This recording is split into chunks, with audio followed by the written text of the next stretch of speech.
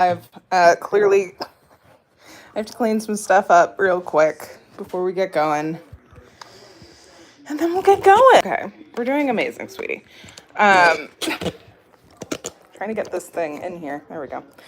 Okay, how can I not mess literally everything up in the next 3 seconds? 30 Rock is still playing. Things have not been put in the fridge. I'm not doing a great job of maintaining my sanity. Okay, doing great. This has been a tough week. Okay.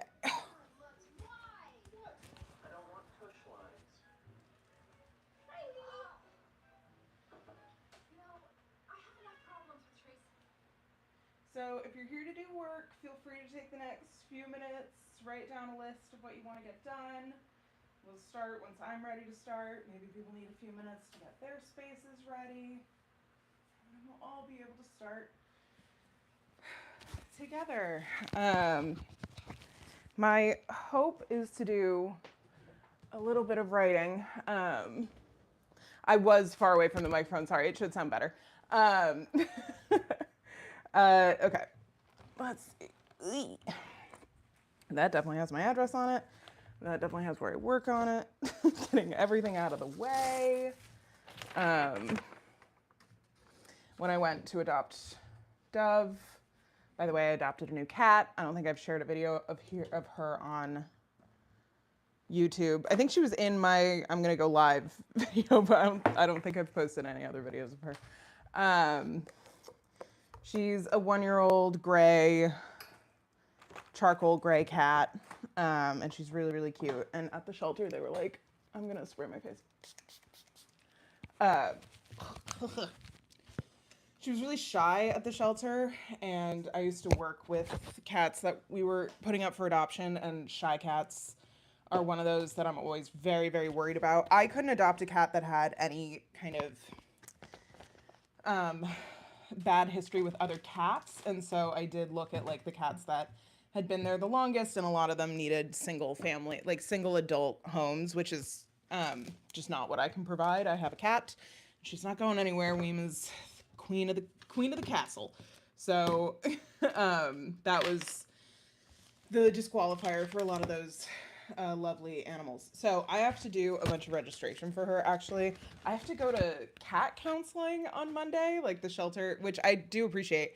The shelter usually makes you do cat counseling before you take the cat home, but I adopted her at 7 o'clock at night, so it was the end of the day for them. So they're gonna have me do it over Zoom, but it was it was funny. Like, I worked in pet adoption, so I understand exactly what the deal is when it comes to like how people behave when they're getting their cats, and like what people say to try to like impress people, like all of that stuff, you know. But when you're a stranger at the shelter, like they don't know me, they have no idea what my history is with cats, so I wasn't at all like surprised that they had a lot of like, oh wow. There was just a good amount of like, you actually know what you're talking about. It's like, yeah. So all right, the plan for me tonight is to get everything prepped for the next few weeks in terms of workshop stuff. I have like a bunch of blasts to set up for all of the workshops over the next few weeks. First workshop's tomorrow if you feel like coming. Yeah, I love that they have the cat counseling. I'm really curious to see what it is, and I'm also curious to see if I can like offer them anything in return in terms of like training advice and stuff. I think that like every single cat is so different that if you haven't had a cat that has like an unknown history or like anything like that, it can be like hard to know what to do. One of the reasons that they were really confident in me taking her name is Dove. Dove home is that Weem is so shy and doesn't like to be picked up. And they were like, Dove's really shy. She might not be able to be handled. Like, she doesn't like being pet. And she's really like, she's very skittish and scared. And, you know, it's good that you're like used to that. I went in for this other cat who was like, she's a total lap cat, and she was an all black cat, and her name was Kosciuszko, and my first address was on Kosciuszko Street. So I was like, this is fate. And then I got there and Kosciuszko was like pretty subdued and chill. And I just didn't feel that like instant connection the way that you know, always want to with a cat. Um, and because of that, because like she had a really good description and stuff, I'm like not worried that she's gonna get adopted. Whereas Dove was like, she's so shy. Um, but she came over when I was like walking around. She came over to the glass and like put both her paws on the glass and like shook it a little bit, and I was like, oh, she's mine. Like that's the most like chosen I could possibly feel at this moment, you know. Um, Nice. Yeah. Yeah, no, totally. Like literally it was very funny cuz like they had it was I was one of the last people there. It was 6:30. I got there at 6. They took me upstairs at 6:30 to see the cats. 6:40 maybe? Um Sorry, one second. It is so hot in here. I'm going to turn on the AC. Um so we went upstairs and they brought me into like the main cat room and they were like, okay, like look around. There was like no one there to help. I was like, anyway, there was no one who came to help me for like the first like 15 minutes. They were just like, walk around, take pictures of the cat's profiles, who you're the most interested in meeting. And then like when someone's available, they'll come over and um, like show you the cats you're interested in, basically. So she was the first picture I took. I did see her picture online and she was very cute. And the other thing about a solid charcoal gray cat is when Weem came in to Pets on Broadway, she was with her sister, who was an all charcoal cat named Puff. And I wasn't going to adopt Weem for the first few days because, even though I really loved her, because she was with her sister and I wanted her and her sister to go together if they could. But then some guy came in and adopted her sister. So I was like, oh, that one's coming home with me. So I feel like it's a little bit of sister reunion. Anyway, we are going to do some work tonight. It's so hot in here. I'm so miserable. But it's fine. We're going to get through it. I think I'm going to journal for the first bit just to get my head straight. Then I'm gonna set up the blast, and then I want to write a blog because I keep putting it off, and I think today feels like a good day to do it. I'm late to start this because a video of mine got disqualified on TikTok for not being high quality. And this is like a month after a video of mine got disqualified for not being original. Um, and I'm taking it personally because the original video was bullshit. That was all of my thoughts about AI, and no one else's. And then I lost the appeal. And for this one, they said my Gilmore Girls take was low quality, and I'm like, this is exactly what I built this entire channel on. Like, what do you mean? What do you want from me? So, TikTok, frustrating. YouTube feels like it's scary to use right now because I have 2 strikes against me for heated rivalry content, which I do understand. The kissing glossary was a violation, but come on. Let me live.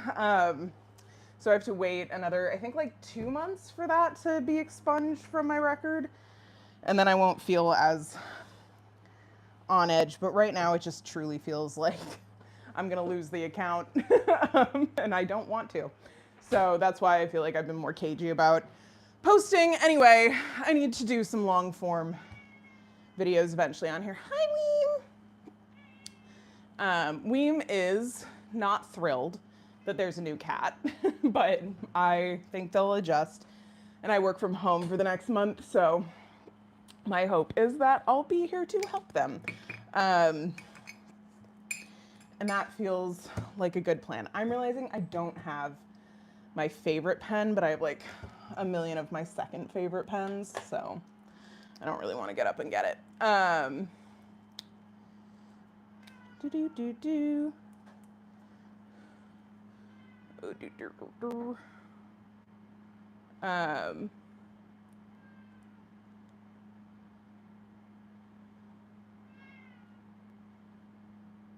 Uh, thank you.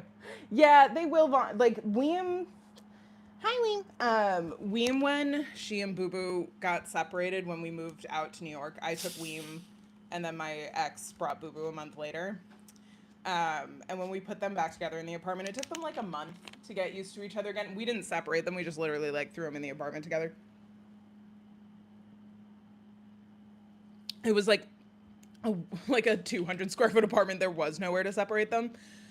And she got over it. Weem can't wear a collar. She gets too tangled in it. So, like every single time, like even when she was pre-adoption. So I don't put her in them. And that that's one of those like I gotta get a collar and put it on Dove. I'm not totally sold on Dove as a name. I call her Lovey Dovey. I feel like she needs a 2-syllable name minimum, and Dove just feels unfortunately very capitalistic to me. Like it's just soap and chocolate. She is like Dove Gray, like oh oh oh yeah, I did see your gray cat in your profile picture.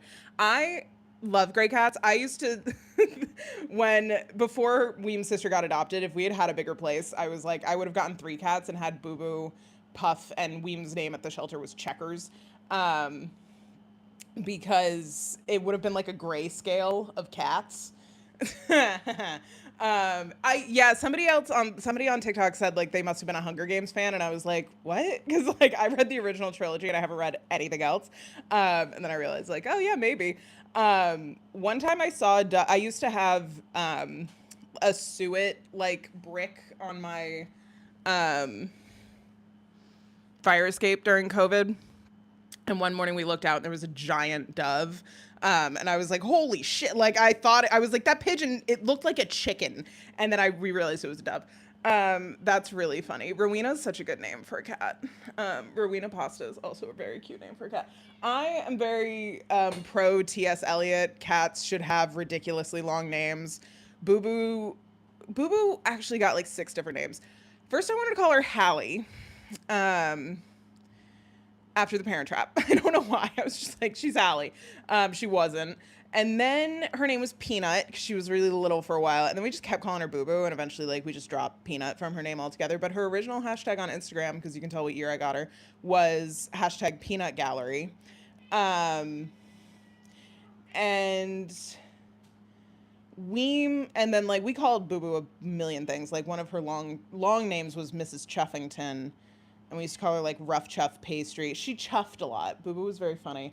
Um, I'm like getting Dove has both like healed my heart and like broken it in a new way because I'm like, oh, I really wish she got to meet Boo Boo. Anyway, I'm gonna cry if I talk about it. So Weem was like called the kitten for like the first 6 months of her life. We like didn't name her. I brought her home. She was Checkers from the shelters. She was not gonna stay Checkers. And then I called her Princess Peach for a while because she's got like really cute like peachy pink undertones. But like, and Weem is a princess, but it like wasn't the right name for her. And then we called her Weem eventually, and Boo Boo and Weem was like such a perfect little set of names. And I feel like Dove and Weem just doesn't hit the way I need it to hit. So we're gonna see what Dove's personality is. She responds really well to Lovey Dovey, which is great, but I'm not gonna name a cat Lovey Dovey. But that will be her name in the meantime, you know. But she's not like a dove. Like I don't know. She's also like her personality is nothing like she was at the shelter. Like she's really bold. She's like walked around the apartment a few times. Like she wants like out of the bedroom. Which is just funny. And Weem and her have they haven't like face to face. Weem has hissed at her from atop the tower, but they're not like yowling. They're just uncomfortable right now. Like Weem is like, who is this? Why are they here? Which is fine and natural. And I'm going to keep them separated for the next like week, for sure. And I'll let what I like to do, and what I did with Weem and Boo Boo is I let Weem walk around the apartment while Boo Boo was asleep. Weem spent her first week in the bathroom at the tiniest apartment we ever lived in. I think that apartment that we lived in Portland could have fit in my current kitchen. It was so small. Anytime somebody from the real estate company found out that 2 people were living in that apartment, they were like, so you're not well. Like that's not the decision of a well person. And we'd be like, ah, we're broke. And we were, but mostly we were just desperate to get out of that house that we were in. Which ironically, anyway, I ended some friendships recently. It's fine. Things are happening. Okay. This is a work with me thing, so let's do a bit of work, because otherwise I'll just keep rambling, and I'm only allowed to do that at the end, after we're done work. So we're gonna do 25-minute increments, unless anyone has strong feelings about 20. Speak now. You can also request any lighting changes, otherwise we'll go with this kind of mellow orangey color. I'm gonna journal for the first 20 minutes. And first 20 minutes, first 25 minutes. I'm probably gonna journal for the first 20 and then make a list of what I'm gonna get done for the last 5. Honestly, I could knock out the Monday morning prompt, but I don't want to do that. What I want to do is a smoke show blog. So we're gonna try to do that. I'm gonna knock out the blasts for all of these workshops.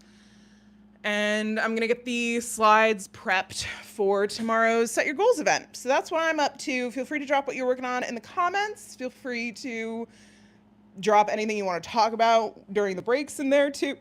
Oh my God, in there too. I opened a seltzer, so I might burp a bunch, and I'm sorry, but also this is one of the best bottled seltzers, especially since Hal's Seltzer changed their design, and now all of the Hal's seltzers in New York are flat.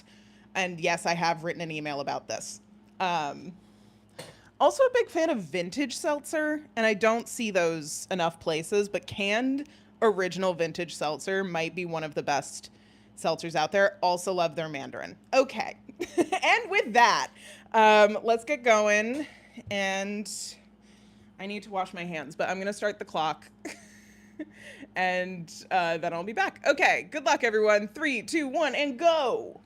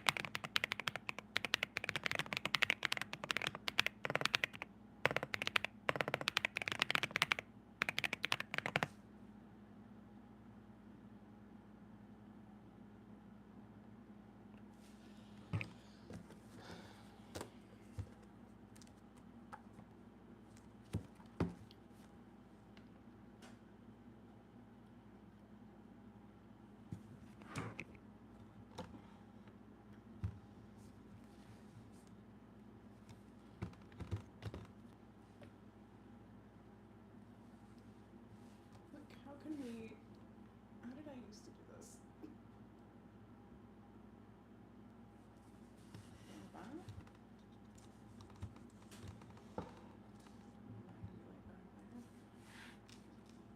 That'll work.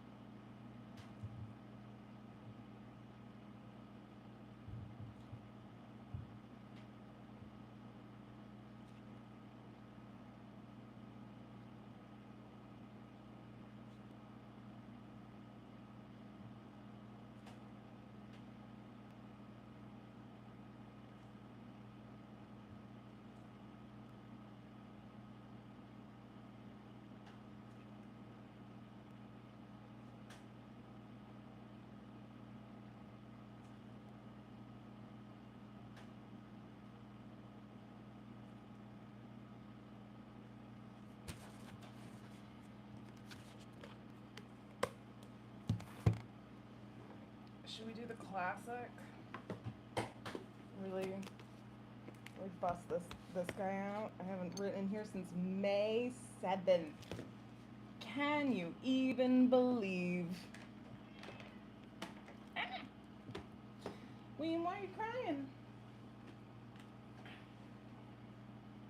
I think I have a marker that like matches this washi tape exactly. The person I want to find it. It's not that one. What is that one? It's that one. What's up, kitty cat?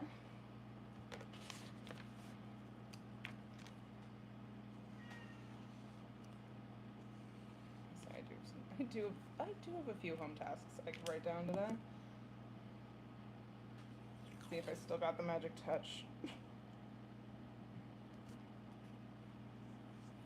Yeah. Oh, she's still got it.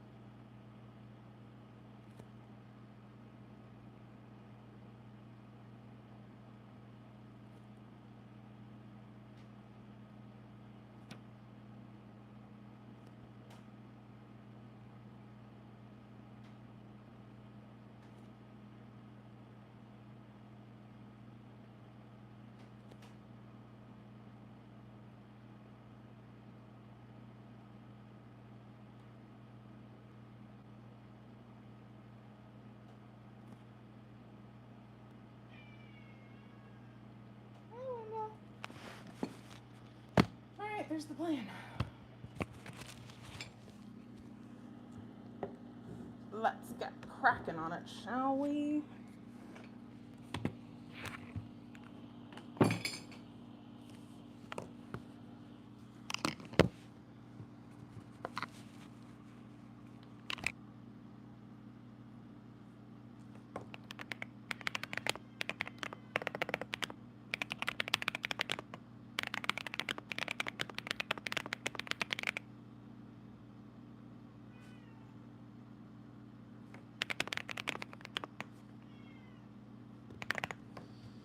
What, Weem? It's okay, you're okay.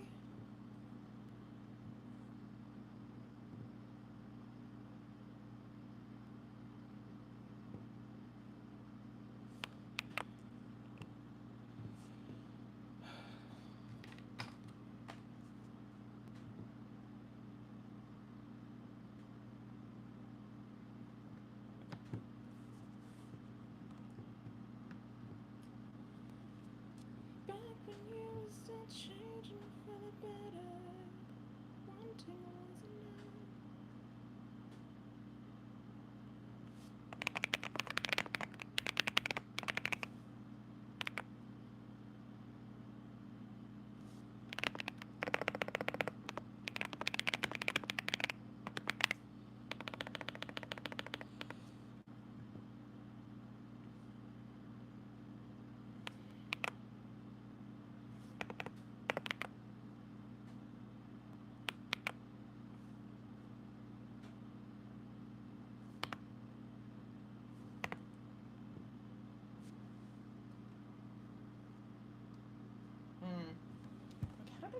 How did I used to angle those things that it all like actually fit? Something like that, maybe? I didn't, anyway, I don't feel like I quite nailed it. It's fine.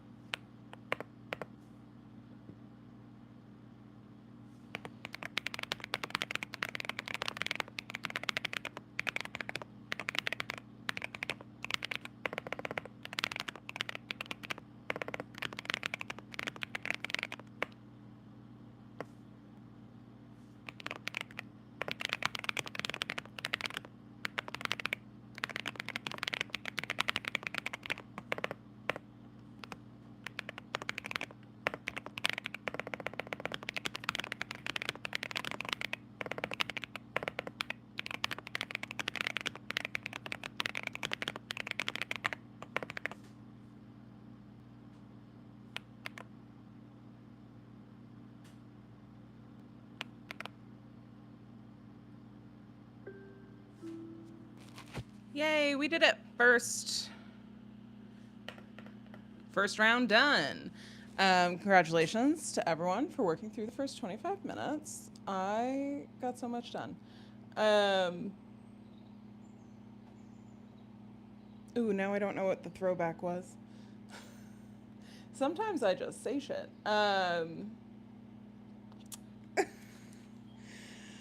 Oh my god. It's so...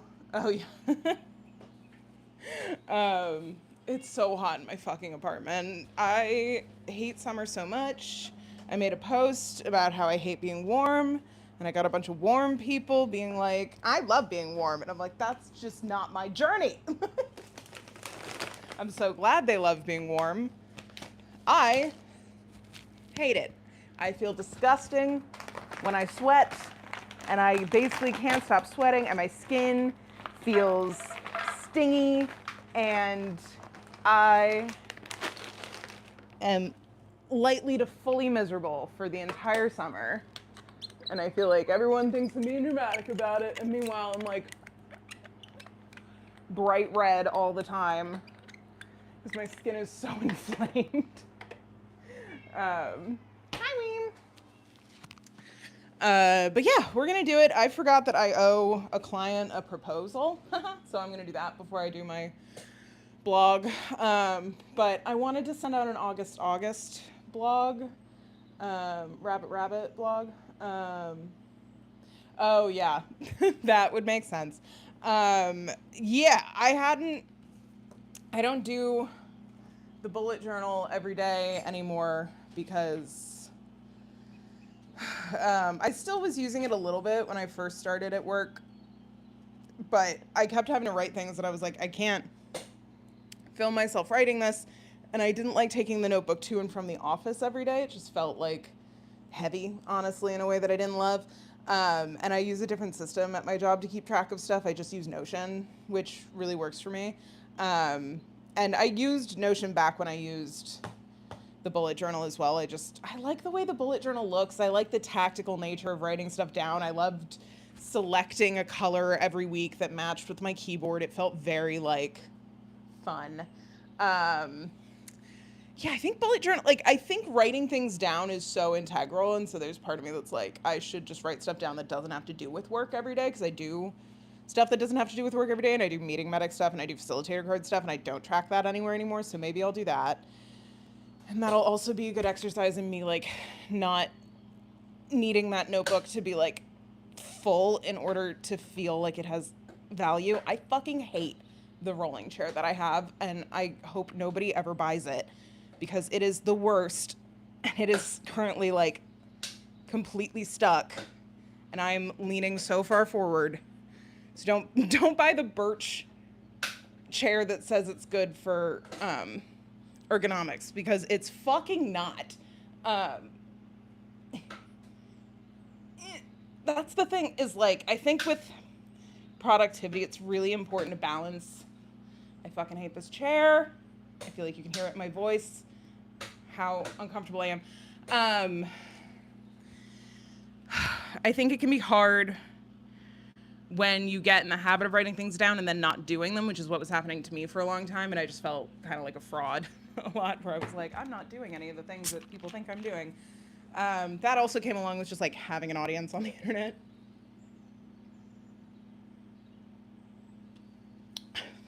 Especially while being pretty severely depressed these last few months because of what happened with Boo Boo, and like just the unpredictability of life and all of those things that I'm still kind of dealing with on a day-to-day basis. Hello. Glad you made it. So I feel like it was really helpful, and then it became this thing that I was kind of like, I felt like a fraud. I'm like, that wasn't helpful. I hate this chair. I'm gonna cry. I can't believe I have to work from home for the next month with this fucking chair. And I should just buy a new one, honestly. This is actually kind of a nightmare, how bad this chair is.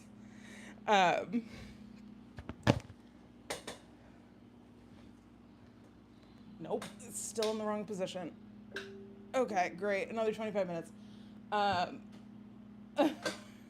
None of us are frauds. We're all living our lives. I'm so much better giving grace to other people than I am to myself, and so I need to apply the logic that I do to others to myself because I'm not evil. I am just trying my best, and that's all I can expect of myself and all I choose to expect of other people.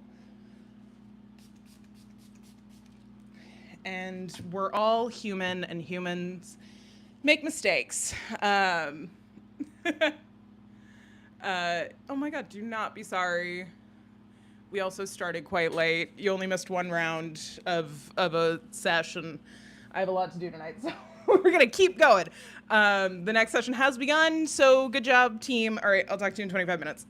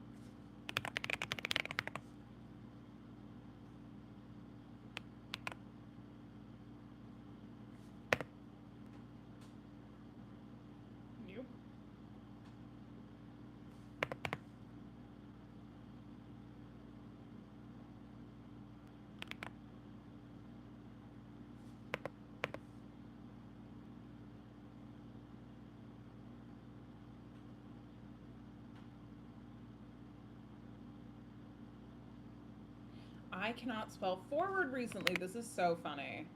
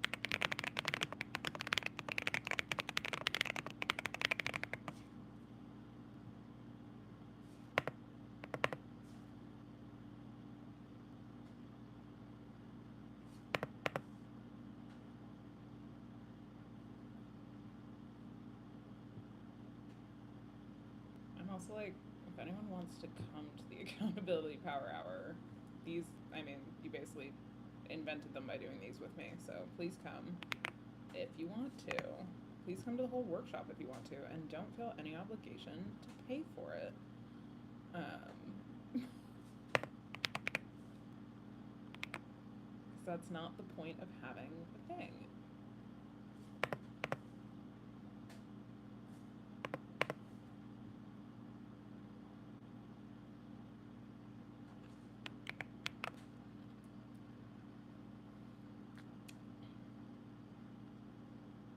This is on the 15th at noon.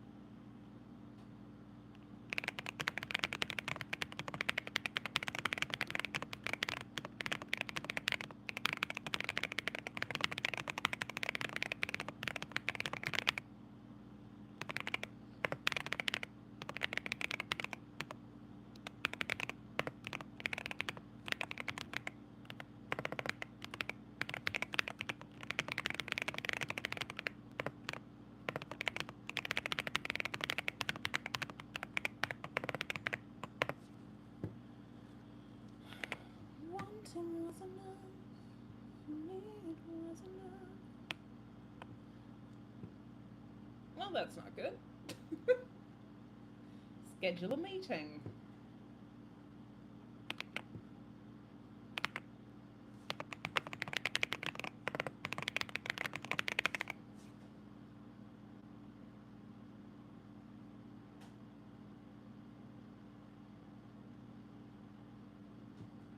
Boop.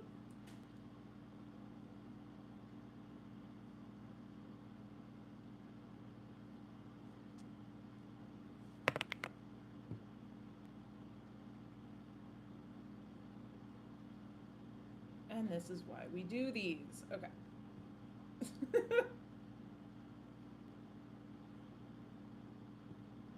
Wanting was enough.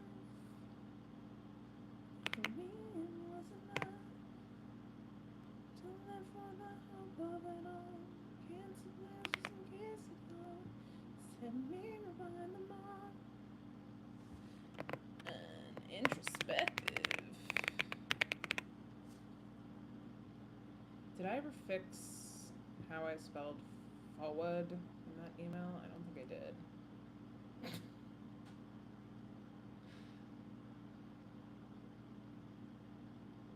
Schedule.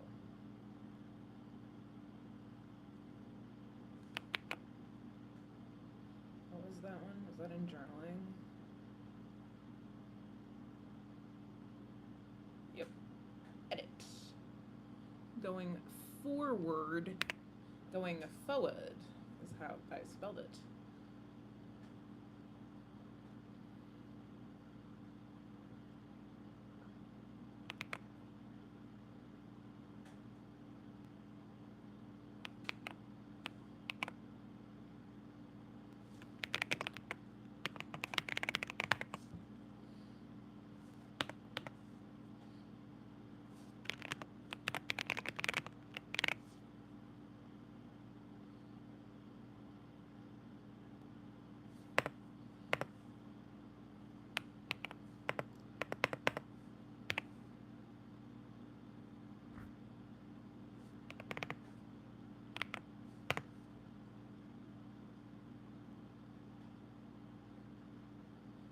For me, it was enough.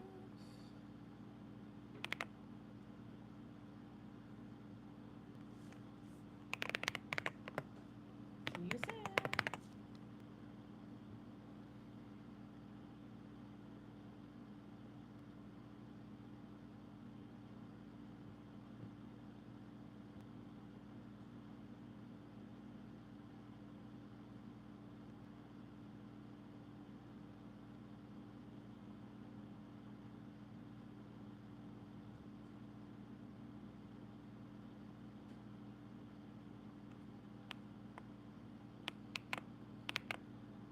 My question. Just in case anyone does want to come.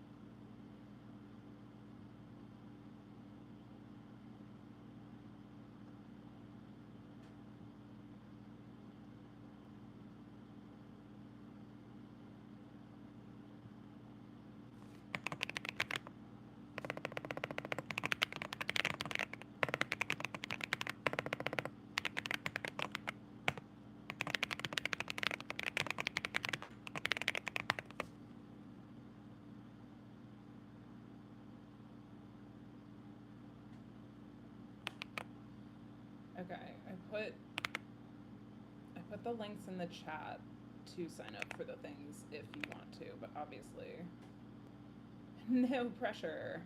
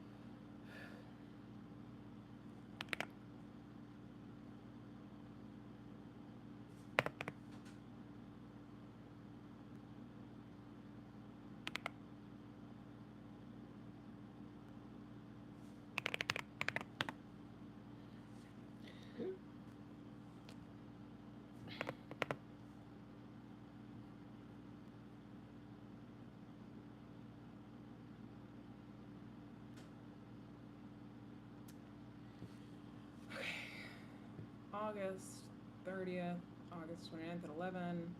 No, this should be at noon. Because it's in 24 hours. Tomorrow at noon, 1 hour.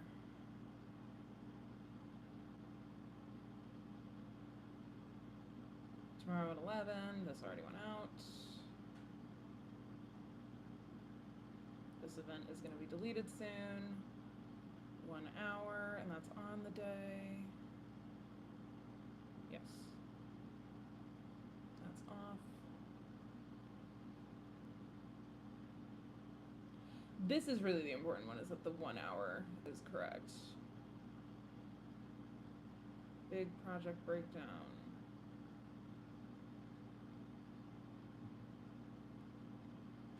Project breakdown. Leave meeting.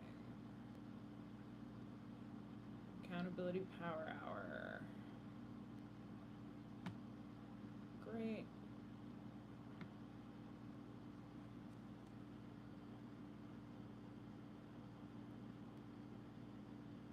Just making sure all of these are the right thing.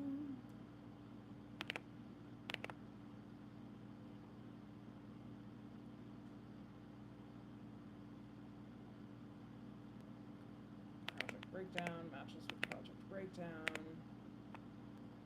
How to journal, which I called the journaling workshop. Sure, people will know.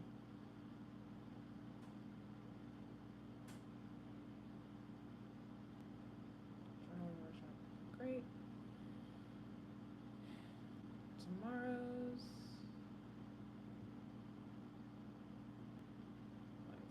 Space there.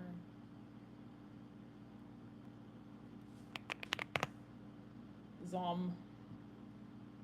Zom, zom, zom. Zom, zom, zom, zom, zom.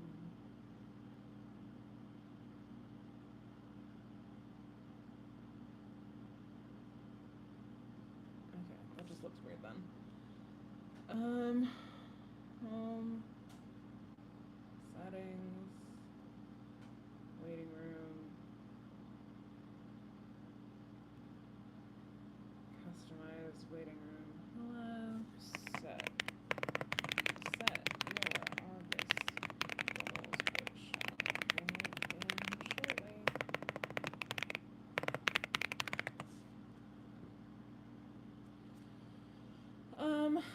Do I like the facilitator cards logo better? Like a little bit.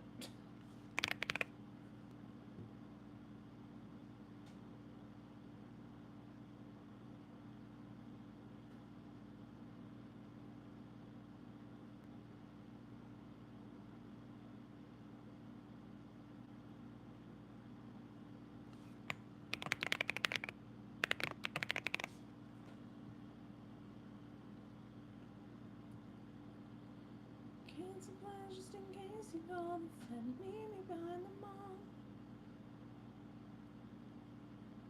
Great. Okay. That was a big one. Feeling great about that. Next up is some confidential stuff. So I'm gonna have to angle my screen away when I do that.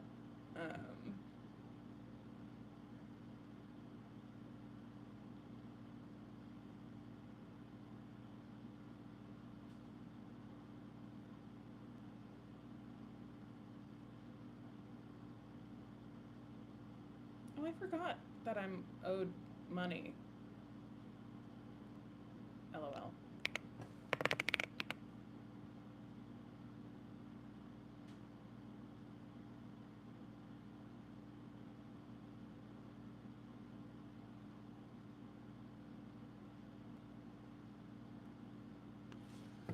Well, I guess I'll be checking my Bill.com account to see if anyone tried to reach out to me there. Bing bong, we did it. Another 25 minutes has passed, y'all. Good job. Good job, everyone.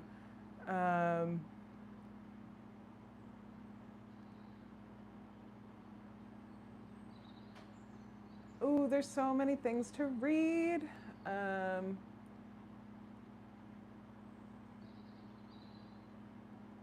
okay, I'm actually gonna open this on the computer because like I can't scroll as quickly as I want to, and I want to get caught up because I'm always like my camera's like my phone is like back behind the desk, so I can't see it. Like I have to like lean. It's anyway. I don't need to describe all of this.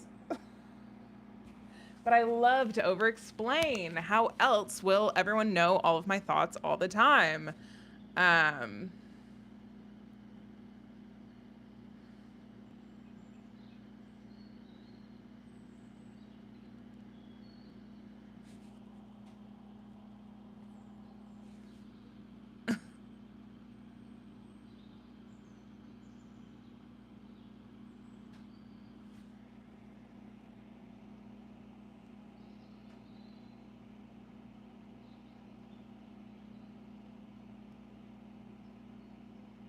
oh, I'm sorry that the kids are being kids. That's so tough. Um, oh, fun. Wait, I feel like you told me what your podcast is going to be about. Um, okay, incredible to go see Spider Man at 2 a.m. I do think that seeing a movie at a weird time is always a fun bet. But I honestly, because I saw the very end of this, I thought you were gonna go see like IMAX Odyssey at 3 a.m. and I was like, hell yeah! Like I don't know, Spider Man's a tough sell for me at 2 a.m. But like, good for you. Um, yes, yeah, the Kids Media podcast. That's so fun. If you have an episode about Mary Kate and Ashley, I have a lot of opinions. There's so many there's so many things I have opinions about, but kids media, surprisingly, not so surprisingly, is one of them. Yeah, I feel like I people keep asking me if I've gone to see the Odyssey in IMAX, and I'm like, no, I'm not a millionaire. Like, how are you getting tickets to that? But I also know someone who like went and stood in like physical line at the AMC um, recently and got tickets because they're extending it, which is cool. So maybe, just maybe. Um, I don't think we ever did a Mary Kate and Ashley episode on my defunct podcast. Don't forget Meg Ryan, but with that friend, we watched I think almost all of the Mary Kate and Ashley movies in high school at some point, and we noticed that in Passport to Paris, there's a moment where they're just walking across their grandfather's like foyer, and the cameraman who was clearly doing a steady cam just straight up trips. They just left it in the movie. Definitely don't feel any pressure to sign up for the whole or like come to the whole Sunday series, but if you want to just be on the list for all of them in case you do want to come, feel free to do it that way. There's like no pressure to attend. Um, because it's very much like this is like a for like not to be like it's for as much as you want it to be, and also like I don't know, I'm like we do these together. Like if you're here you're basically experiencing like an unguided Sunday series thing of just like hey, spend some time working on whatever you want to work on, which is really the goal. I think that like Mary Kate and Ashley is truly like the key to a lot of like millennial humor and like absurdism and also just like celebrity and pop culture. And I think it's so funny that like they were clearly two of the most famous people in the world. They were known for like subpar, like everything about them was like heavily judged because their audience was mostly girls. But because of that, they were like, well, we're going to do a fashion line with Walmart and we're going to have perfumes and we're going to start magazines and we're going to have Nintendo and PlayStation video games that were some of the best horse games ever invented were Mary Kate and Ashley's Winner's Circle. Um, and I think that's very, very cool and kind of like, I don't know, I don't want to call them the original millennial entrepreneurs, but I don't think they weren't. And now The Row is so fucking great. Yeah, they had other video games too, didn't they? The only one I remember was Winner's Circle, and I had it on both Game Boy and PlayStation, but it was only the PlayStation that we had in Ireland, so it was region locked, and it was a PS2, and that game only came out for PS1, so I couldn't make any saves on the game. um, so I just played until people would get mad at me. So I never got past like but it was a really good game. Like in terms of like, they should re-release those games on Switch. That would be really fun. I feel like at some point Nintendo did re-release the Lion King game. Anyway, okay, I'm doing some confidential stuff, so I'm gonna aim the camera a little bit more down. But good luck, have fun, everyone.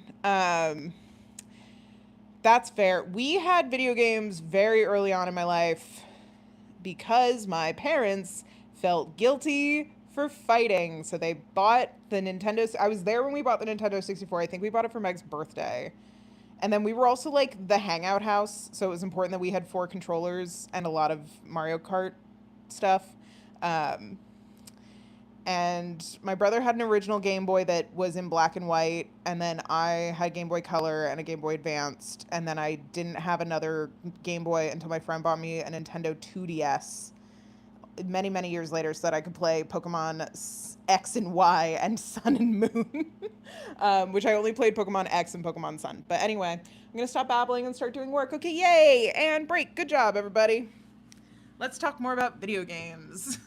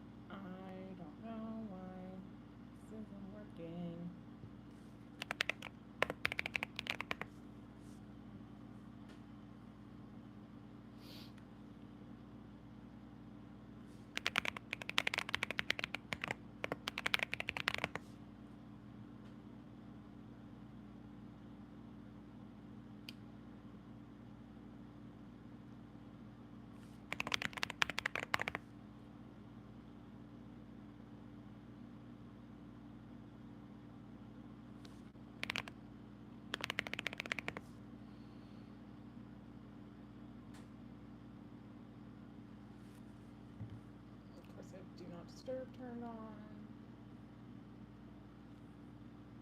So we can't see.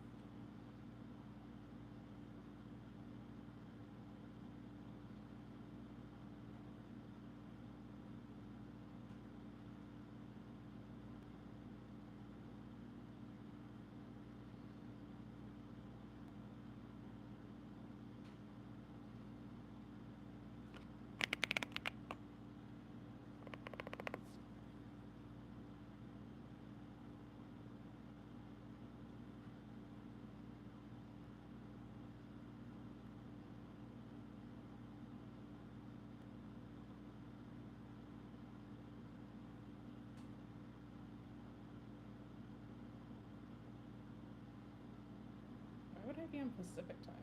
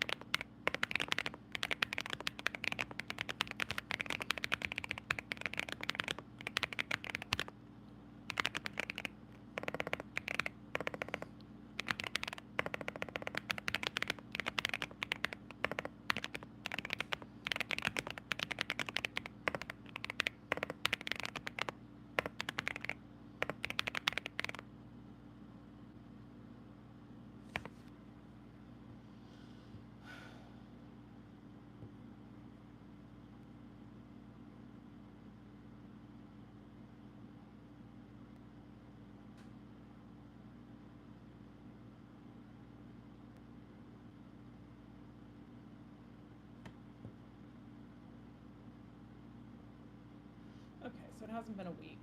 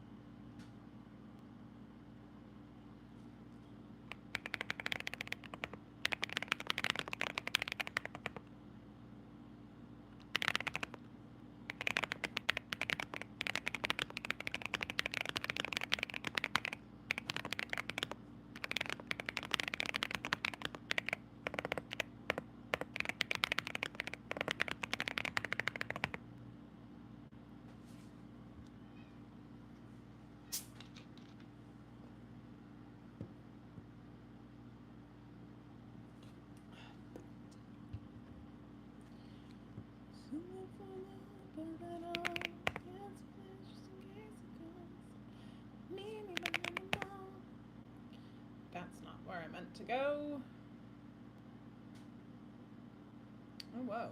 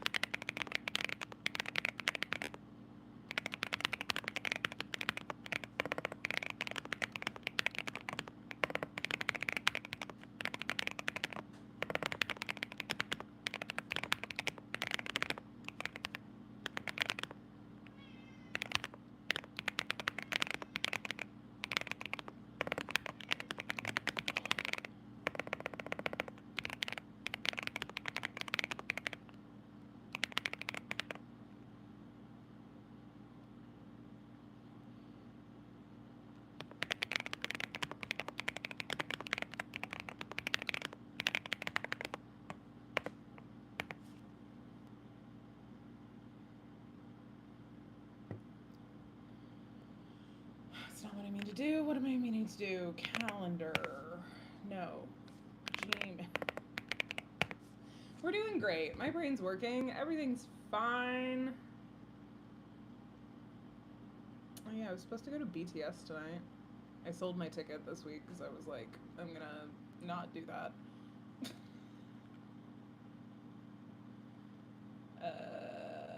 Here we go. Oh my god, I'm obsessed with her. The Olympic.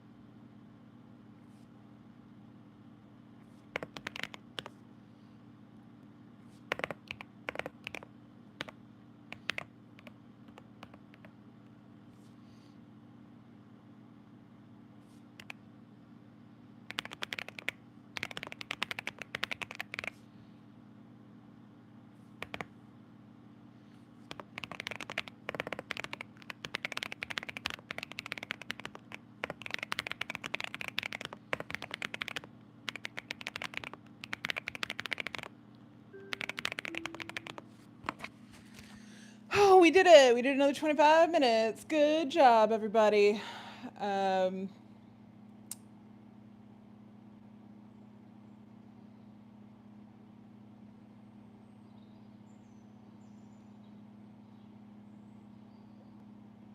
okay, we're having a fun discussion about video games that I'm very jealous I wasn't part of. I've never played Dragon Age, but I love Dragon Quest. Um, that's very fun. I have never seen anyone play Resident Evil, but my favorite podcast, Blank Check, just started doing a Resident Evil watch along series on their Patreon, and it made me. It's funny that you mentioned that. Um, that's so fun. That's so. I love that video games are like a huge spot for voice actors now. One of the girls who was in the search for the next Elle Woods Legally Blonde show ended up being a huge voice actor in video games. I also wanted to write for video games for a long time, Serena. I also 2 years ago came up with like a really big proposal for a video game that was going to be like Stardew Valley, but not, because I didn't want to do another farming sim. Um,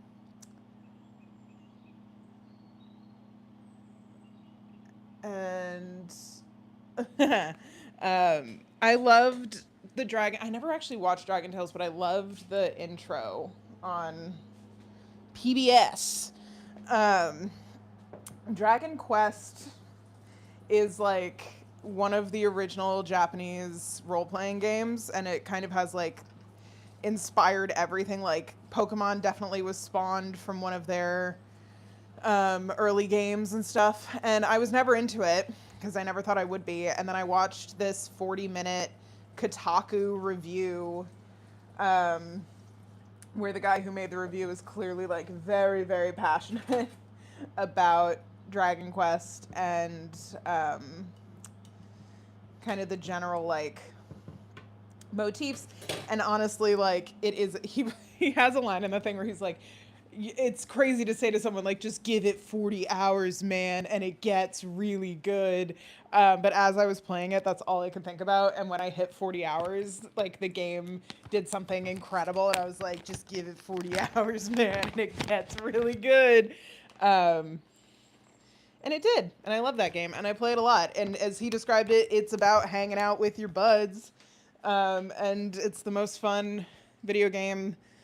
Ugh, I love it so much. And when you buy it, it comes with like a card, a DS card, to make sure that you know what you're getting, because it takes up so much fucking space. That's so cool. I don't know anything about Dragon Age, now that I think about it. I feel like all the Dragon games used to like blend together for me, and now I'm really curious. And it's the hanging with your buds part is so much fun because like they really are some great buds. And I hadn't played in a really long time because it was a game that like reminded me of my ex, blah, blah, blah. And then I played this year.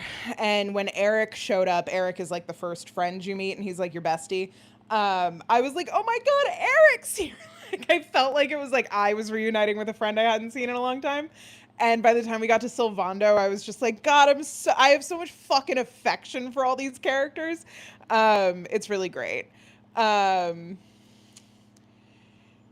yeah, I feel like Dragon Age and honestly, like I know that Skyrim is a very different thing, but I like horse games mostly. So if there's a horse in it, I'm willing to try it. And that's how like Skyrim got me. That's how Witcher got me. Um, but none have ever held me quite like Red Dead. I'm still just a Red Dead girl at heart. I fucking love Red Dead Redemption. I don't care how like I don't play it, you know, like it's so good. And like it's also why I play Zelda, even though the horses are like not the easiest way to get around and in fact are often like kind of impeding on your gameplay. It's a good time. Video games are a good time. What I came up with last year, which like at some point I would still love to do this, but I'm just not artistic enough. I still do this sometimes, but I think it's only on TikTok. I'll sometimes like do a live where I'm just playing Red Dead, but like just the racing games online, and I win most times. Like I don't just play, like I'm crazy about Red Dead because it's like truly the best horse game that's ever been put out into the world. It's the best horse renderings that exist because Rockstar sent everyone to a dude ranch for like 6 months for the first game. And then they only made improvements for the second one. And every other horse game is trying to render their horses in any way, shape, or form similar to what Rockstar does. And Rockstar refuses, and they never will, even though it would be so funny if they did, to just put out a straight up horse game with no violence in it and just like some racing mechanics. Like they could even go full Western and get some like barrel racing, Gymkhana stuff in there. You could own a farm because they also have like a ton of things already built for like you can collect eggs from chickens and put them on a wagon and drive the wagon into town, and they already have markets. Like it would be so fucking easy to just make Red Dead into a horse game, like a full-on no violence horse game, but they won't do that because they're cowards. So, okay, I'm gonna go back to writing this thing. And then the next break is a long break, and if I'm done with this, oh no, because I still want to do fuck. I still want to write my essay. Okay, I got to do some work. All right, good chat, everyone. We'll take a 10-minute break next time, and then maybe we'll do like another round of work. Okay, have fun.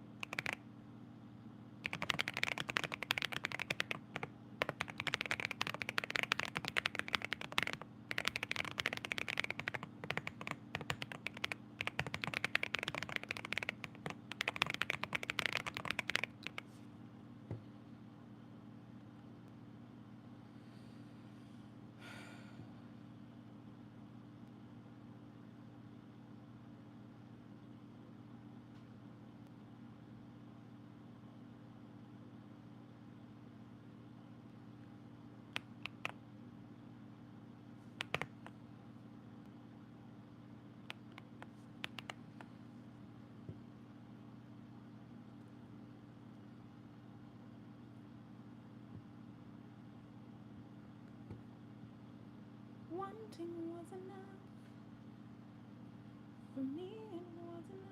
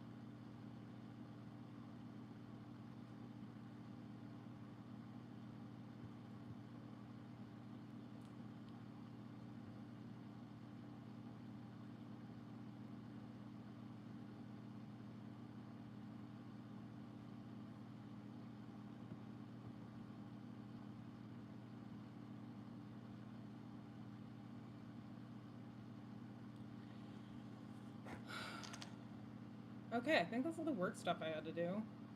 Sick.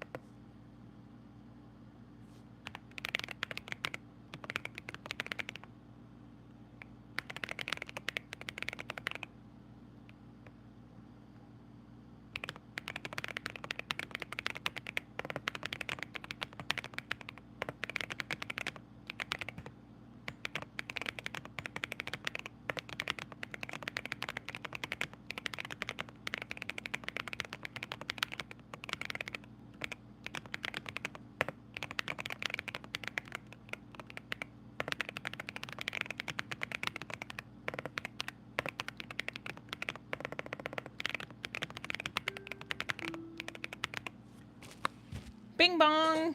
10-minute break. Good job. Guys, we've done 100 minutes worth of work together tonight. Isn't that incredible?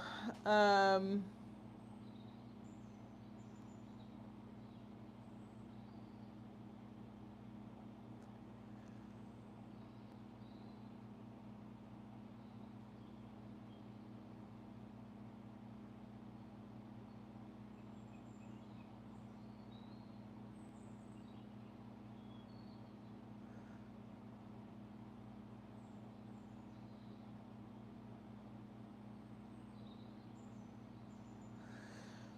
whew.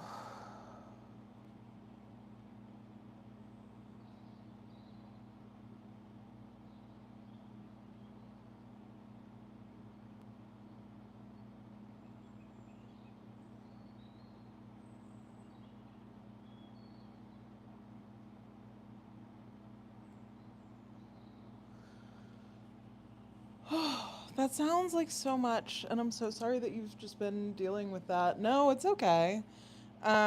That's, I don't know, like, part of me is like, that's kind of the best thing that these can provide is ideally like a place to work through whatever. And like that's so tough. And I feel like, oh God, it's so hard. It's so hard to write about our parents. I I go through this all the time with my parents and kind of different levels of forgiveness that I've reached about different behavior that they've, had in my childhood versus now and all of these things and like I don't death is so final and dealing with that is like a different form of grief and I feel like when it's not I mean any relationship is tough but especially when there's a lot of just discord in the relationship I think it's even tougher so like I'm sorry that you've gone through that and also like I just hope you're really really proud of yourself for like getting through it and also going to film school and paying that off and like following your dreams and doing a lot of work like I feel like every time we're on here like you're doing a ton and that's so cool and like this part is almost like you're almost through it because I know that like you're moving soon and like the house is like and I think like having that physical distance will be I hope like immensely healing for you and I'm really excited about like your next chapter and all of this because life is a series of chapters and like the story's not done and it doesn't past stories don't have to define us in the future but also just like knowing what we want going forward I think is like the best remedy for being in those kinds of situations where you're not able to just do what you want because you are taking care of other people and you are putting people before yourself and stop me at any time if I'm overstepping. Um, but I don't know. I read something a long time ago that really stuck with me. That was like it's good to tell people that they should be proud of themselves rather than saying like I'm really proud of you. And I sometimes think I take that like too literally, but like I do hope you're really proud of yourself. Like I'm also very like just from what I know like very proud of you, but I think it matters the most that like you really like nurture that feeling within yourself because I think it's really hard when you're in these situations and you are burnt out and you do have all of this like not only emotional but like physical responsibility for people and things and possessions and memories to just give yourself a lot of credit for doing it and showing up especially because like I think you've mentioned like other people haven't and like that sucks it sucks to be the person that takes all of that on but I hope you're really proud of yourself for doing it I um my best friend who I've hung out with like every single day for the last like 12 years, 14 years. Not every single day. We had some time apart sometimes. I've been posting on Twitter about my new cat. And she hasn't she like decided that she wanted to take a break from our friendship very abruptly without telling me what was going on the week I started my new job and we haven't talked since. And I still have inventory of hers in my house. And I posted some Twitter updates about my cat. And I noticed that she unfollowed me on Twitter after I did that. and I got so mad. Like, this was earlier today. I got so mad all over again, and like blocked her on a bunch of stuff. And like, I feel really immature that I've done that, but I'm also like, okay, well then I guess we're done. And like this, I just feel very like, what do you mean you can't have a conversation with me about this? But I know that like that's part of why our friendship is ending, is because we weren't able to have those conversations ever. And you cannot make up for what others lack in emotional maturity. Um, and I just really want to focus on like letting go and feeling okay and letting go. Um, because it is really hard, and it does feel like a huge rejection of like me, like who I am. But I do think like we were growing apart, and there are so many things that over the last few months I haven't stressed about that I've realized I was stressing about, and all of that is just really important to me. I want to make videos. I want to share my thoughts and opinions. I want to not feel guilty or weird about that. I don't need someone in my life who doesn't believe in my dreams and like what I want to do. Um, and who like made me feel weird about wanting things because they weren't what she wanted, I guess. I don't know. We were hanging out every day, and then it just all of a sudden stopped. And like I don't have an explanation, and I'm never gonna get one. So got to give myself the closure on this and just move forward. I removed her from like my Substack mailing list, and like that's it, I guess. So focusing on the good, letting go of the bad, and also like I'm excited to send out this Substack. I'm excited to like break the seal. I think I'm gonna do 7 days of effort potentially, even though I'm like, that's silly of me. But there's part of me that's like, it's good. It's good to have like a crazy fucking project every once in a while. And 7 days of effort is like a fun one for me to do. And all it is that I publish a blog once a day for 7 days. And part of me is like, I should do that because it's really annoying. Like, and then people will unsubscribe, and then I won't worry about it afterwards. Um, Oh, yeah, I think that's a really important thing to give yourself permission to do. And like I'm so glad that there has been a community that's developed, and like it's very cool, and like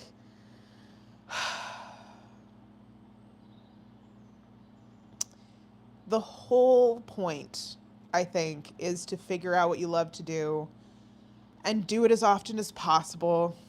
And when you figure out what you love to do, you will also find people who love to do that thing or love that you love to do that thing. And we all get to exist with each other, and I think that's so important. And like Boo Boo dying this year like really did shake me in ways that I I could have told you that losing Boo Boo would have been the worst thing that's ever happened to me, but I didn't realize like the depth of my emotion around it. Like, and just how much I still wake up and like blame myself, and like I've really had to work on the guilt of it all, and like I don't know, bringing home Dove was just like really healing. And the fact that at the shelter they were like, she's really scared, you might never be able to pick her up, she's so shy. She was like, she's not shy with me at all. She like immediately was like, yeah, let's hang out, I want to get in your lap, pick me up. Like, let's play. And that has just felt like incredible. um and I think like adopting is so important, and getting her out, like when they told me like she can come home with you tonight because she was healed from her spay, I was like, I felt this like, I got to get her out of here. Like she was so unhappy. And the cat that I had like originally gone there for was like this black cat named Kosciuszko, and like my first address was on Kosciuszko Street, and I was like, it's fate. And she just seemed chill. Like she was very like subdued, and like she was probably tired and whatever, but she just seemed like not bothered by the environment she was in, whereas Dove just seemed stressed and so scared. And I was like, okay, like I've got one of the bravest cats in the world, I can do this again. And like I brought her home, and she's very brave. Like she's immediately like she bounded up on the counters today. Like, she came out and was like walking around the apartment. Weem was hissing at her, which was funny. And yeah, it was just, it's, shelters are so, and like, and I understand that everybody at the shelter is like literally doing their best. And this is just like the world that we live in right now, where we are overrun with animals. Like, literally the Lyft driver who brought me to the shelter was like, oh, you're gonna go adopt a cat? I have 4 cats that I'm giving away for free if you want a kitten. And I was like, I don't want a kitten, like, I want to save an older cat. But I was also like, right, because like your cat's not spayed or neutered, so you have kittens, and that's why we have the overrun in the shelters, is because like irresponsible breeding happens, and like accidents happen. You know, it's not like I'm trying to not demonize this guy, but like, um, it's just so tough. And like, I don't know if anyone follows Isabel Klee on TikTok, or she might be on YouTube as well, but she's um yes, literally both of those. Neuter your cats, don't get them declawed, and keep them inside. Like, yes, you do have to trim your cat's nails. No, you're not allowed to take their claws out because it removes their knuckle and they'll always be in pain forever. It's fucking inhumane that we ever did that. And yeah, I agree with everything you said. um, yeah, Dove being like completely unafraid of me, bonding already, like, so much. She's so brave. And I don't mean that facetiously. Um, oh my god, Great Pyrenees are so cute. Like, I had one that came to the pet store as my background for so long. But there, yeah, anyway, there's this famous internet dog this week that had to be put down because he was just suffering from like medical stuff, and it just brought up a lot of boo-boo stuff. And I cried a lot this week about her and her memory and not replacing her. Like, I almost felt like I couldn't adopt a black cat because I was like, it's too close. Like, it's gonna look like I'm trying to replace her, and I like, obviously she's irreplaceable, but also like just mentally, I have had problems just seeing black t-shirts in a lump for the last few months. Like, I would never want to have a cat that I associate so directly with her right now. And so Dove being charcoal gray kind of feels like this perfect, like, she's not a black cat. But I had this moment of like, well, I know black cats don't get adopted as much, and I want to make sure, like, Dove's one, and she might have gone to a perfectly good home within the next few days or whatever, but she had already been there for a month. She was rated, I think, like a 4 in terms of behavior on a scale of 5. So I was like, okay, like, she needs a responsible cat owner. And like, what they had me do is like, they opened up, she doesn't like gloves, which, like, fair. So they had me just wash my hands, and then they gave me a churro, and like, they opened up the cage, and I just like gave it, like, I offered it to her. She was like hiding underneath the shelter, but like, when I first had come by, she had like come out and like put the both paws on like this like glass panel, and they were like, oh, she's usually really shy. And I was like, okay, that might be my cat. And then she, like, when we opened up the thing, she did get shy. She like tucked herself in the back, but she started licking the treat, and I was like, okay, hell yeah, like, we're doing it. And then she came forward, and then she started licking my hand, and they were like, oh, she like likes you. And I was like, yeah. I'll take her home. And like, it just felt right. And I know she's only 1, and so she would have probably been adopted by someone, but I just, she's mine now. I was the person who adopted her. I looked at all of the cats who had been there for a while, and the really big deciding factor was that they weren't good with other cats. Um, but yeah, it was a very funny experience. It's like, I filled out like the form online, and it was like, your landlord's name, some references, blah blah blah. But like, I told them like I worked in pet for 10 years, and then it kept becoming very apparent that that was true. Um, so, so that was fun. and they didn't end up calling any of my references. I was like, okay. And so when we went downstairs to the office, they were like, do you have anything that you prove you currently live at that address? And I pulled out the clipboard that I had put together. So I had like a check written out to the meeting medic. I had a bill and I had my lease with me. And they were like, whoa, like, you know what's up. And I was like, yeah, I used to do this. And so they were fine. Yeah, I think like that's the hardest thing about older cats is that people they want a kitten. Like the people that everybody that I went upstairs with, like there was a couple in front of me and another girl, they all walked out with like 8-week-old kittens. So even just being a year old in a shelter is like, well, you're not a kitten. And like she is. Like she is so tiny. She's so skin and bones. I'm feeding her Waruva kitten food at the moment. But I need tomorrow I'm gonna go to my preferred pet store um, and fill up on some higher fat other types of food. And maybe I'll make a video about how I'm like gonna transition her to raw food because I think that'll be interesting. And I'm unbiased. I buy all of this raw food with my own money now. uh, I want to finish this, but I don't want to finish it right now, but I do, but I don't.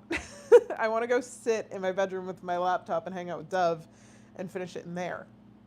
Um, oh man, border collies are fun. They're, I mean, like, if you like puzzle toys, like, border collies are great. They're truly one of the prettiest. I also just love watching them work. Like, I love watching a sheepdog do its thing. I love watching people train puppy sheepdogs. There was a video the other day going around of this like border collie literally like surfing on top of different sheep and like it's just so smart. Like it's wild. I find them so funny. I mean, it's funny because, like, in some ways, all dogs love to have jobs. They all just have, like, such different jobs. Like, Cavalier King Charles Spaniels were literally bred to warm the king's feet. Like, that was their whole purpose, was just to lay down on your feet. And so when people come into the pet store and they're like, ugh, my Cavie just won't leave me alone. It's always following me around. I'm like, yeah, it's biologically like, let me lay on your fucking feet. Like, that's all it wants to do. I once had a guy, I think I've told this story before, come into the pet store and he was like, yeah, I hurt my shoulder recently because my dog just wouldn't stop playing fetch.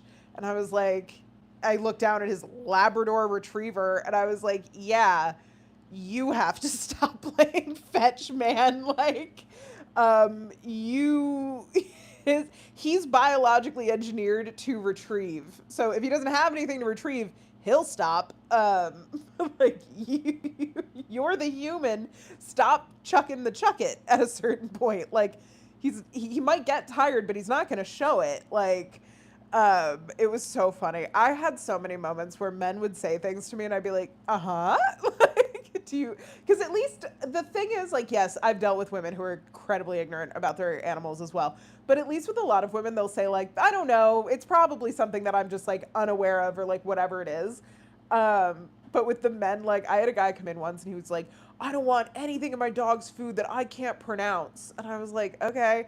And then he was like no chemicals. And he's like holding up a bag of kibble. And I'm like, I agree with you. The kibble is just like a bag of like unsuitable, not food for your dog.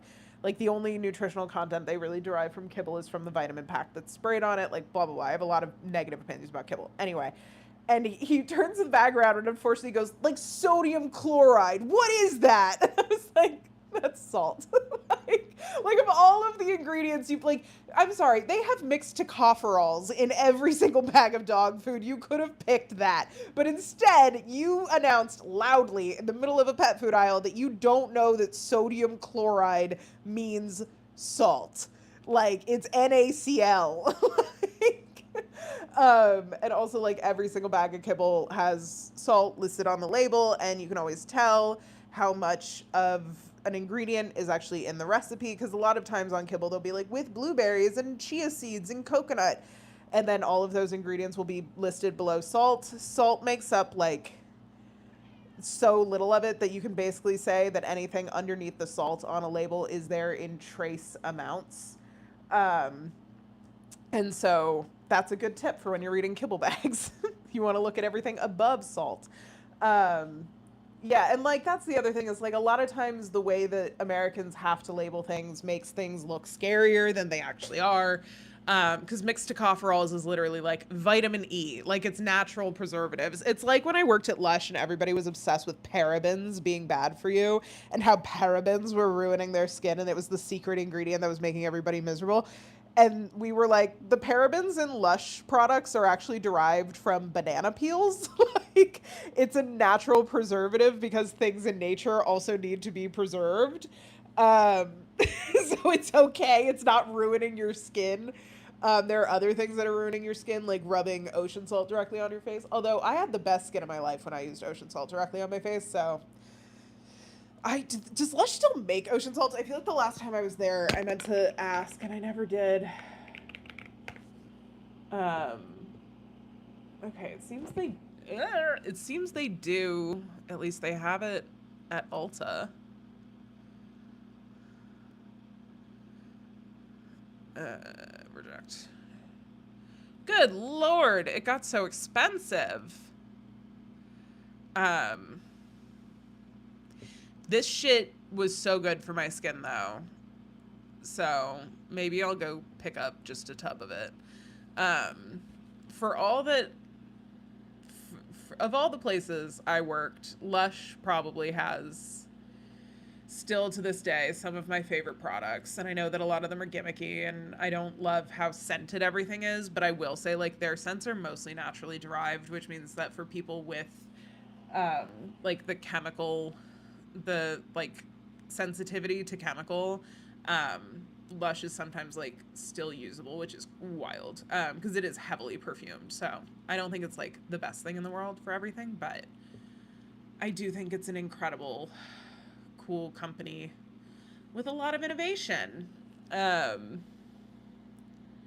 but I actually do need to get some like new skin stuff. I feel like my skin has just been a wreck, but I'm also like, that's because I haven't been eating or drinking or drinking well.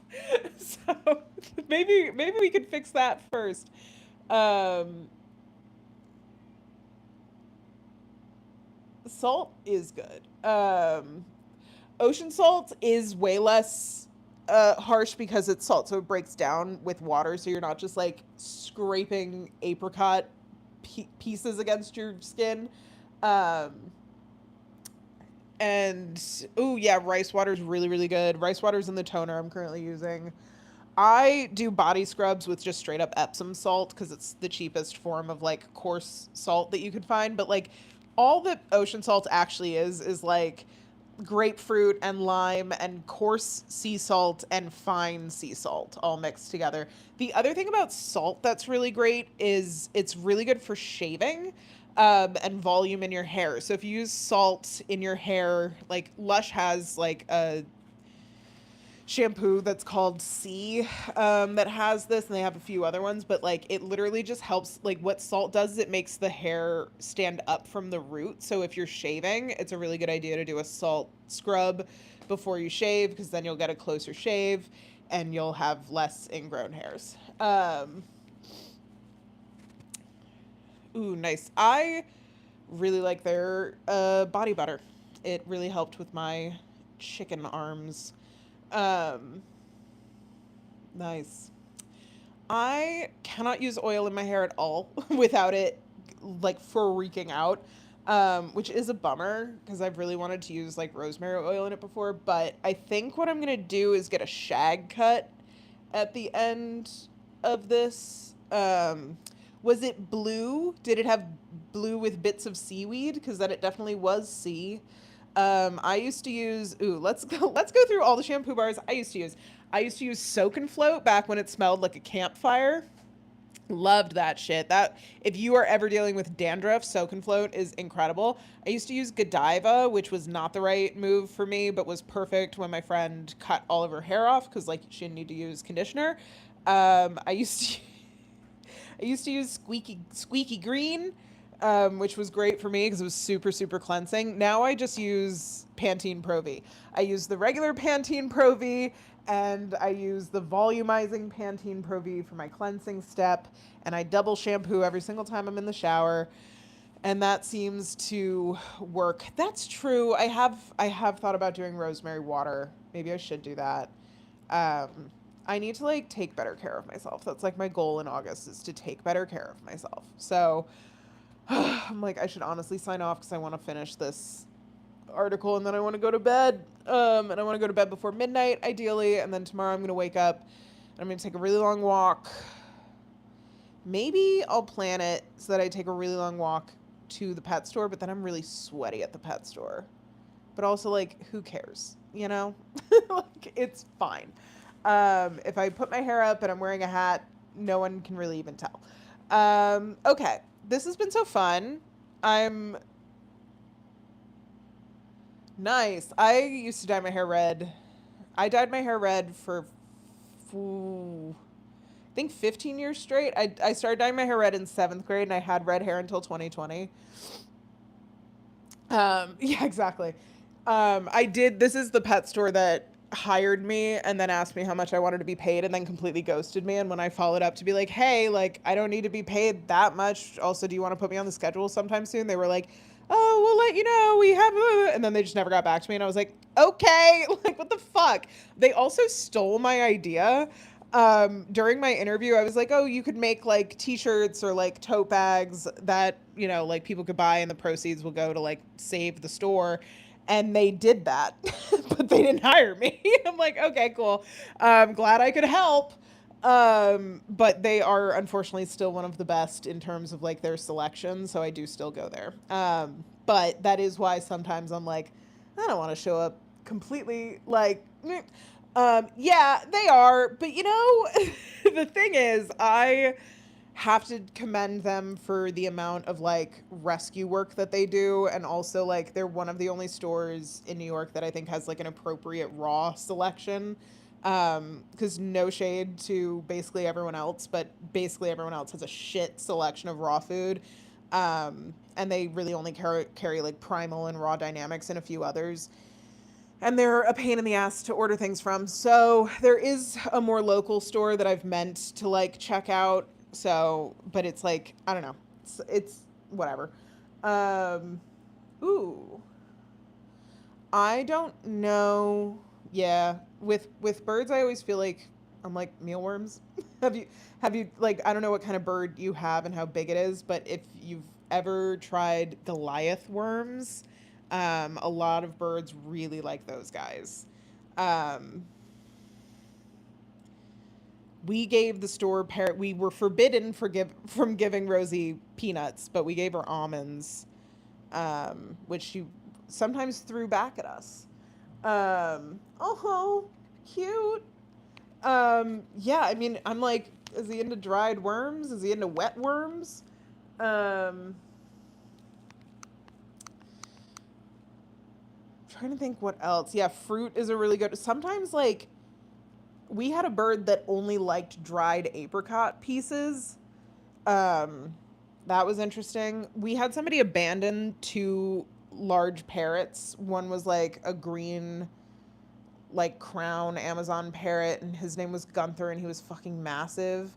And then she also abandoned an African gray at the store.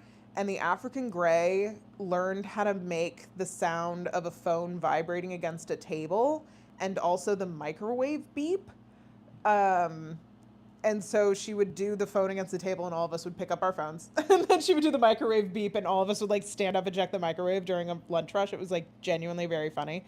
Um, and she got adopted by a man who only spoke Spanish. And everybody was like, she's going to be so confused. And I was like, she's going to be fine. She's a 20-year-old African gray. She's got 70 years to hang out with that man and like learn Spanish. Like, she's going to be fine, guys. He was so fun with her. Like, they immediately had a bond. And I was like, yeah. Because the girl who abandoned them, like, she was like, they like my boyfriend better. And then she like never came back to get them. It was a whole thing. Most birds, I would say yeah. That's been my experience with most birds, is that they're lovable little assholes. And there are assholes, you know, like it's different when you have one. The reason that I think the reason that Kosciuszko was still at the shelter was because she was adopted earlier in the year and then returned because the person who adopted her had a bird and Kosciuszko was trying to swipe at the bird. And I'm like, why was the bird in a position where she could have gotten to the bird? Like, it's a cat. Like, the bird has to be in a position to be not near the cat. That's human error. That's not cat error. That's human nature not understanding how to separate animals. So I thought that was really silly. But we had an office budgie that I thought it would be funny to teach him to cackle and say shred the evidence every time we use the shredder, and he did that. That was really funny. He also would say, "You're fired," and then he would cackle. It was very cute. Okay, I will keep talking forever. And I really do have to run because otherwise I'm not going to get to bed on time or send this blog out tonight, and both things I really want to try to do. So thanks so much for being here. I'm excited to do more of these. I have the Set Your Goals workshop tomorrow at noon. If you feel like coming, feel free to sign up. Obviously, no pressure. It's going to be fun. And then we're doing a journaling workshop week after that, and then a lab, and then a project management workshop, which I don't know why I thought I had whatever. We'll figure that out. And then another review / September goal setting at the end of the month. It's going to be great. You're going to do it. It's going to be great. I would stay here, but honestly, it's so hot in this fucking seat, and I hate this office chair. I might need to buy myself a new one for this month, or just like get a regular chair that I don't hate as much as this thing. But I hope everyone has a great rest of their night, and I'm wishing you all the luck with finishing all the things and the move. I'm sure we'll chat more. I did forget that I am getting paid by another client hopefully soon. So, and I booked another gig for September. So I'm making a nice little slice on the side right now with the Meeting Medic stuff. So that's really great. Feels good. I could treat myself to a chair, but what I want is a Herman Miller chair like I have at the office. So I could just go to the office, but the whole point of having Dove right now is that I'm home and able to split time. I like hate leaving her in the other room. Like, I feel bad because like I can't be in both rooms, and I don't want Weem to feel like I'm abandoning her, and I don't want Dove to feel abandoned either, but they're cats. They sleep most of the time, so they're fine. But I am going to go work on that article in the other room. But yeah, hope everyone has a great night. And I'll probably do another Sunday. I didn't write the fucking Monday morning prompt, so I'm sure I'll be back tomorrow night with another live. I like doing the Sunday night lives. I feel like everybody shows up and is kind of expecting those, so we'll keep doing them. Good night, everyone. Wishing you a great rest of your Saturday and Sunday, and if we don't chat again, week. Okay, bye.